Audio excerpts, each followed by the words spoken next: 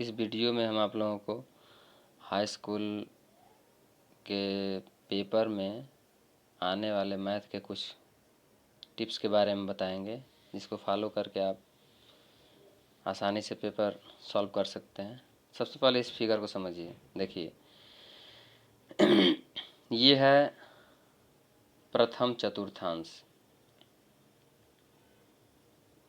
ये है दूसरा चतुर्थांश, सेकंड चतुर्थांश, ये है थर्ड चतुर्थांश और ये है फोर्थ चतुर्थांश।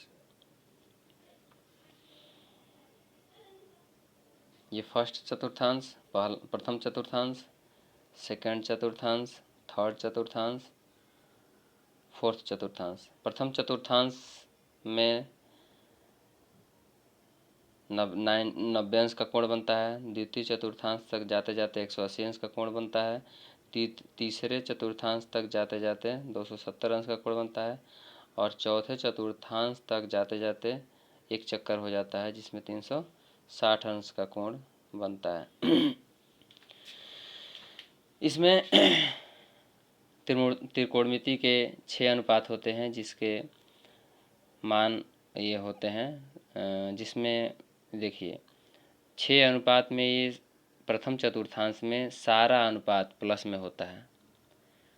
प्रथम चतुर्थांश में सारा अनुपात प्लस में होता है। दूसरे चतुर्थांश में साइन थीटा और कोसेक थीटा प्लस में होता है। इसको छोड़ के बाकी चारों इस चतुर्थांश में माइनस में होता है।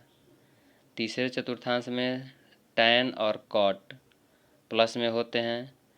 इन दोनों को छोड़कर बाकी जो 4 ठो बचते हैं इस चतुर्थांश में माइनस में होते हैं। चौथे चतुर्थांश में कास थीटा और सेक थीटा प्लस में होता है, बाकी चारों माइनस में होते हैं। प्रथम चतुर्थांश देखिए, ये जो पट में है ये एक्स अक्ष होता है, जिसे भुज कहते हैं, और जो खड़ा है ये वाई अक्ष होता है, जिसे कोटि कहते हैं। तो प्रथम चतुर्थांश में ये एक्स का चिन्ह प्लस होता है और वाई का चिन्ह प्लस, तो ये बिंदु हो जाएगा प्लस प्लस, बिंदु का चिन्ह हो जाएगा प्लस प्लस। सेकेंड में एक्स माइनस में हो जाता है और वाई प्लस में, तो एक्स का माइनस चिन्ह और वाई का प्लस चिन्ह, माइनस प्लस ये निर्देशांक का चिन्ह हो जाता है। तीसरे चतुर्थांश में ये एक्स माइनस में और वाई माइनस में, तो बिंदु का निर्देशांक जो होगा उसका जो चिन्ह होगा उसका माइनस माइनस होगा। और चौथे चतुर्थांश में ये एक्स प्लस में और वाई माइनस में, तो एक्स का चिन्ह प्लस और ये वाई का चिन्ह माइनस, तो बिंदु का जो चिन्ह होगा वो प्लस माइनस होगा। इसको समझना सबसे आसान तरीका है, समझने का सबसे आसान तरीका है। जैसे सबसे पहले तो 90 वाले में 90 अंश के कोण वाले को समझिए। साइन 90 वाले को 90 प्लस थीटा या 90 माइनस थीटा या 90 प्लस थीटा हो। साइन का उल्टा कॉस, कॉस का साइन, टैन का कॉट, कोसेक का सेक, सेक का कोसेक, कॉट का टैन। सबसे पहले तो ये याद कर लीजिए। ऐसे इसमें भी साइन का कॉस, कॉस का साइन, टैन का कॉट, कोसेक का सेक और सेक का कोसेक, काट का टैन होता है। तो ये दिया है साइन 90 माइनस थीटा, 90 यहाँ तक होता है, 90 माइनस थीटा यानी कि 90 में से कुछ भी घटाएगा तो ये प्रथम चतुर्थांश में आएगा, यानी कि ये सारा प्रथम चतुर्थांश में है। इसीलिए प्रथम चतुर्थांश में ये सबका मान प्लस में होगा। यहाँ देखिए 90 प्लस थीटा, यहाँ तक 90 होता है, 90 प्लस थीटा का मतलब 90 में कुछ भी प्लस करेगा तो ये सेकंड में आ जाएगा। तो सेकंड चतुर्थांश में सिर्फ साइन थीटा और कोसेक थीटा प्लस में होते हैं, बाकी सब माइनस में होता है। तो देखिए साइन का कॉस, तो ये साइन का कॉस, कॉस का टैन, टैन का कॉट, ये सब तो होता ही है, लेकिन सिर्फ हम चिन्ह के मामले में ये ध्यान देंगे कि साइन और कोसेक को प्लस का मान सिर्फ प्लस में होगा। ये साइन का मान प्लस में और कोसेक का मान प्लस में, बाकी ये चारों माइनस में होगा। साइन, कॉट, कोसेक और टैन माइनस में होगा। अब देखिए साइन वाले में तो साइन का कॉस, कॉस का साइन, टैन का कॉट, कोसेक का सेक, सेक का कोसेक, कॉट का टैन होता है। लेकिन 180 वाले में सेम होता है, साइन का साइन, कॉस का कॉस, टैन का टैन, कोसेक का कोसेक, सेक का सेक ही होता है, कॉट का कॉट होता है।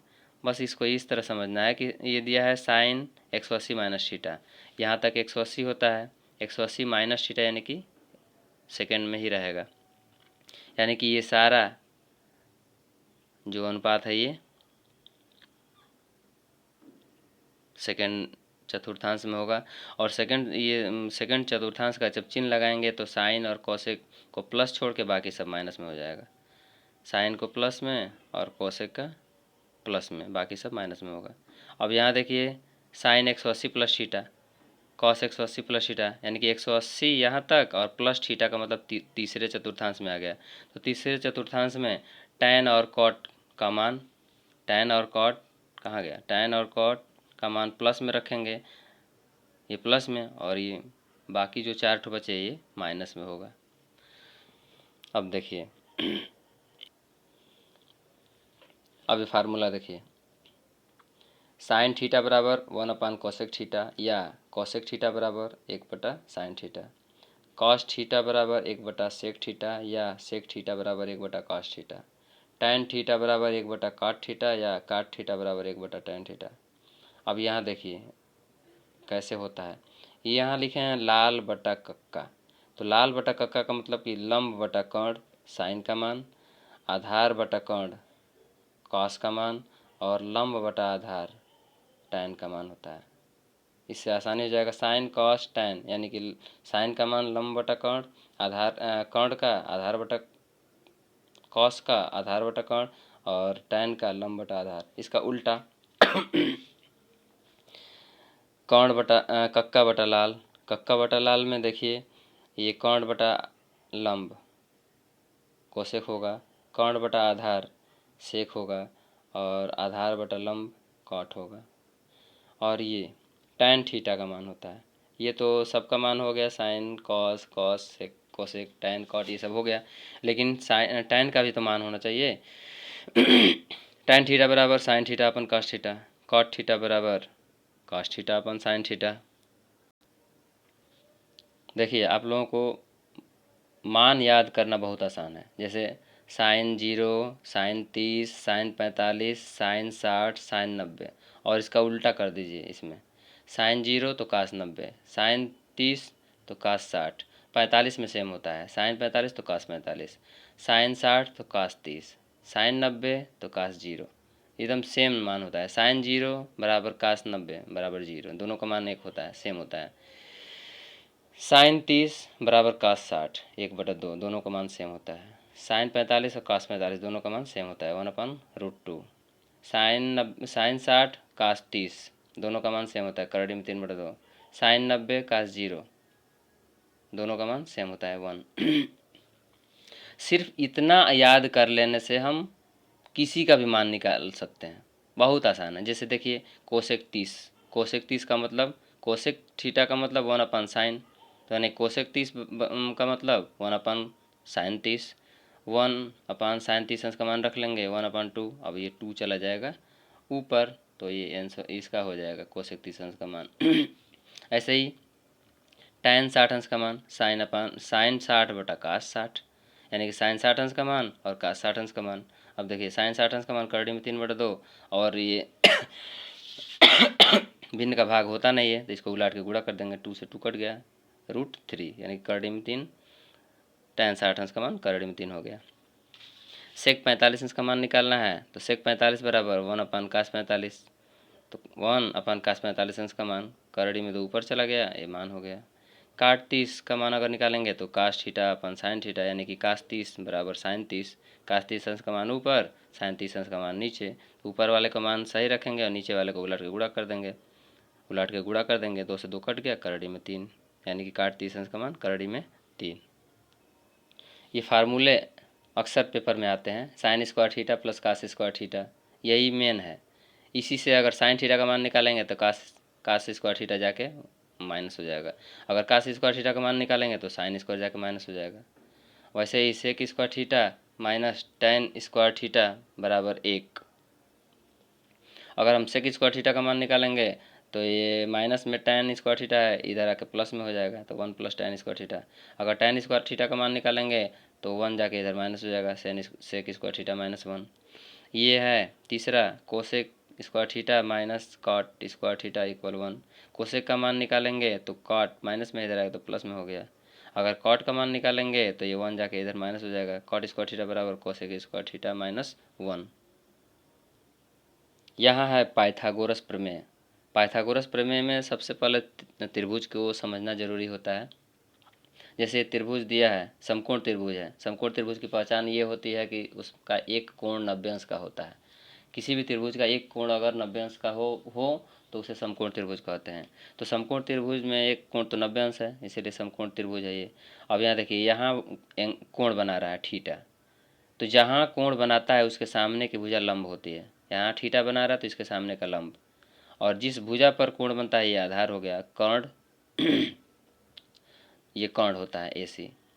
अगर इस फिगर को देखें तो यहाँ कोण बना रहा है, तो इसके सामने की जो भुजा होगी ये लंब होगी, और ये आधार हो जाएगा। कर्ण में कोई चेंजिंग नहीं होता है। ये फार्मूला है, कर्ण का स्क्वायर बराबर लंब का स्क्वायर प्लस आधार का स्क्वायर। अगर कर्ण का मान निकालेंगे तो स्क्वायर के बदले इधर कर्ण ही लग जाएगा। अगर लंब स्क्वायर बराबर कर्ण का स्क्वायर माइनस आधार का स्क्वायर, अगर लंब का मान निकालेंगे तो स्क्वायर के बदले इधर कर्ण ही लग जाएगा। आधार स्क्वायर बराबर कर्ण का स्क्वायर माइनस लंब का स्क्वायर, अगर स्क्वायर खत्म करेंगे तो स्क्वायर के बदले इधर कर्ण ही लग जाएगा, कर्ण का स्क्वायर माइनस लंब का स्क्वायर। पाइथागोरस प्रमेय के आधार पर एक क्वेश्चन देखिए, tan थीटा बराबर 4/3, तो शेष 5 मान ज्ञात कीजिए। तो ये देखिए, tan थीटा बराबर 4/3 यानी कि लंब बटा आधार, लंब का मान 4, आधार का मान 3, तो कर्ण का मान निकालना जरूरी होता है। लंब का स्क्वायर प्लस आधार का स्क्वायर, जैसा कि पीछे बताया गया है। लंब का स्क्वायर यानी कि 4 का स्क्वायर प्लस आधार का स्क्वायर यानी कि 3 का स्क्वायर। 4 चौको 16 और 3 3 9, 3 3 के 9, 16 और 9 25, 25 का वर्गमूल निकालेंगे तो 5, यानी कि लंब का मान आ गया 4, आधार 3 और कर्ण 5।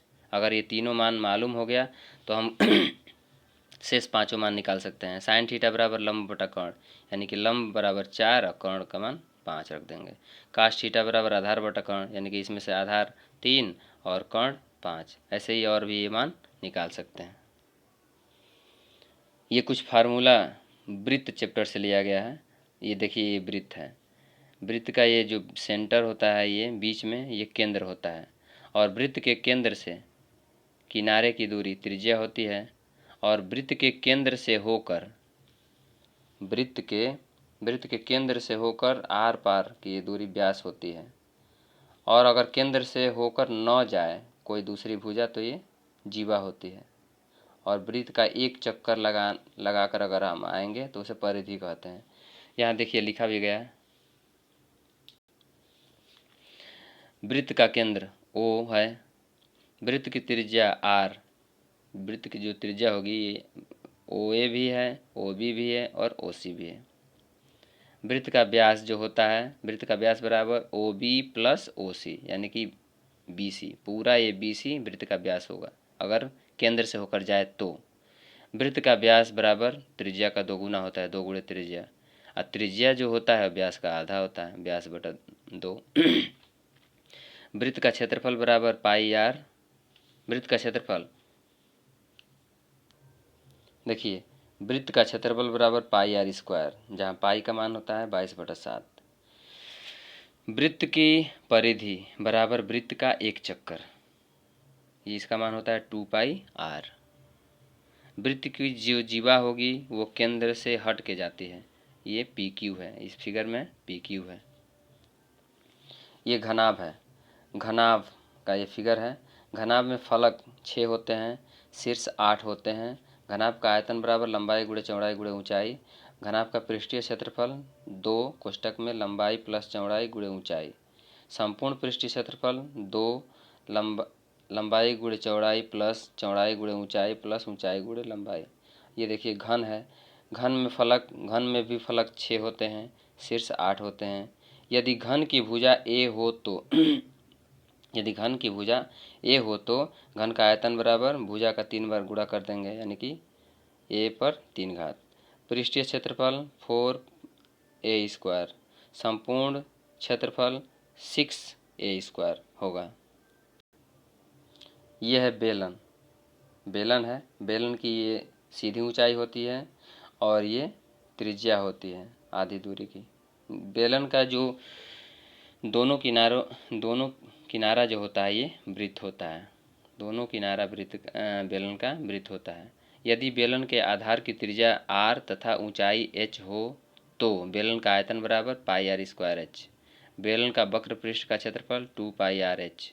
संपूर्ण पृष्ठ बराबर 2πrh+r। ये शंकु है, शंकु की ये सीधी ऊंचाई होती है h, ये तिरछी ऊंचाई l होती है और त्रिज्या r है। तिरछी ऊंचाई, यदि शंकु की तिरछी ऊंचाई l, सीधी ऊंचाई h तथा त्रिज्या r हो तो शंकु का आयतन बराबर 1/3 πr²h। शंकु का वक्र पृष्ठ बराबर πrl। शंकु का संपूर्ण पृष्ठ बराबर πr कोष्टक में l+r। ये फिगर देखिए, ये है गोला। यदि गोला की त्रिज्या r हो तो गोला का आयतन बराबर 4/3 πr³ होता है। पृष्ठीय क्षेत्रफल और संपूर्ण पृष्ठ गोला का सेम होता है जो कि 4πr² है।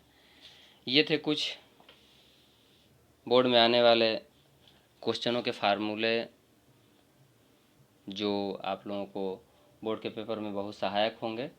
अगले वीडियो में हम आप लोगों को बोर्ड के पेपर में आने वाले कुछ महत्वपूर्ण क्वेश्चनों को बताएंगे। Thank you.